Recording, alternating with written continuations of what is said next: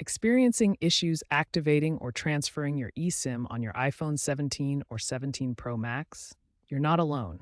Many users encounter problems, primarily due to software glitches and carrier-related issues. First, ensure you have a stable internet connection.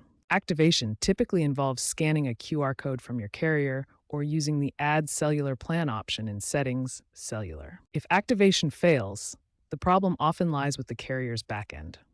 Contact your carrier to ensure your IMEI is correctly registered and that the eSIM profile is properly provisioned on their network.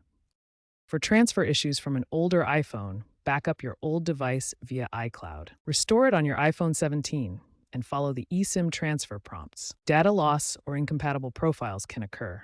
Make sure your old phone is running the latest iOS version before backing it up. If problems persist, your carrier may need to manually reissue the eSIM.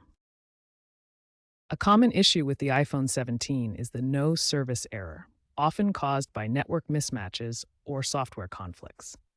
Begin by toggling airplane mode on and off to refresh the connection. You can create an automation in the Shortcuts app for this.